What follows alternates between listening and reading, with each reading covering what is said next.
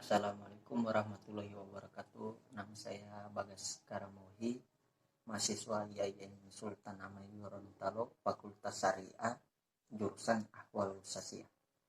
Baiklah, pada kesempatan ini saya akan menjelaskan salah satu materi tentang hukum pidana, yaitu kejahatan dan pelanggaran. Baiklah, hukum pidana adalah hukum yang mengatur tentang kejahatan dan pelanggaran terhadap kepentingan umum. Kejahatan dan pelanggaran tersebut diancam dengan hukuman yang merupakan penderitaan atau siksaan bagi yang bersangkutan. Kejahatan adalah perbuatan pidana yang berat. Ancaman hukumannya dapat berupa hukuman denda, hukuman penjara, hukuman mati. Yang berikut ulasan tentang pelanggaran dan kejahatan. Yang pertama, pelanggaran. Orang baru menyadari hal tersebut merupakan tindak pidana karena perbuatan tersebut tercantum dalam undang-undang, istilahnya Wets Delik, yaitu delik undang-undang yang tercantum dalam buku Angka Romawi 3 KUHP pasal 489 sampai dengan pasal 569.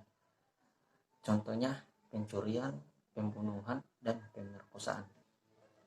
Yang kedua, kejahatan. Meskipun perbuatan tersebut tidak dirumuskan dalam undang-undang menjadi tindak pidana, tetapi tetap orang mengetahui bahwa perbuatan tersebut adalah kejahatan dan patut dipidanakan.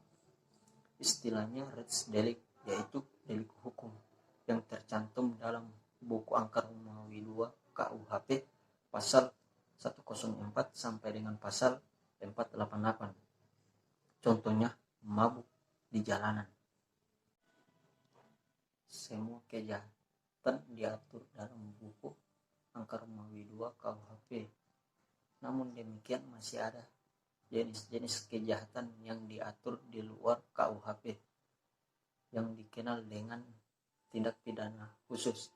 Misalnya tindak pidana korupsi, narkotika, dan tindak pidana ekonomi. Yang berikut macam-macam kejahatan. Yang pertama, kejahatan tentang pencurian diatur dalam pasal 362 sampai dengan pasal 367. Yang kedua, kejahatan tentang pemerasan diatur dalam pasal 368 sampai dengan pasal 371. Yang ketiga, kejahatan terhadap jiwa orang diatur dalam pasal 338 sampai dengan pasal 350. Yang keempat, kejahatan tentang penggelapan diatur dalam pasal 372 sampai dengan pasal 377.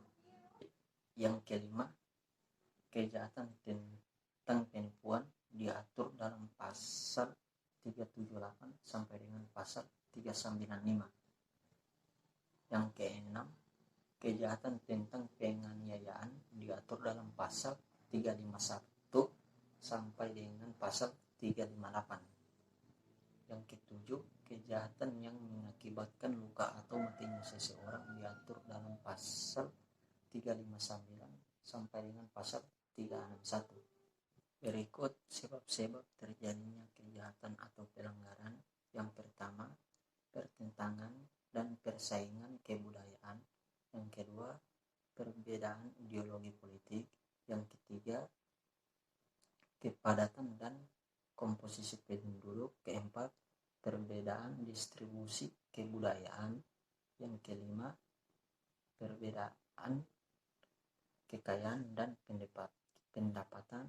Dan yang terakhir, mentalitas yang labil. Adapun akibat dari kejahatan dan pelanggaran. Yang pertama, merugikan pihak lain baik material maupun non-material. Yang kedua, merugikan masyarakat secara keseluruhan. Yang ketiga, merugikan negara. Yang terakhir, mengganggu stabilitas keamanan masyarakat. Solusi dari saya agar tidak terjadinya kejahatan atau pelanggaran yaitu mengenakan sanksi hukum yang tegas dan adil kepada pelaku kriminalitas tanpa pandang bulu maupun derajatnya. Demikian itulah yang saya dapat sampaikan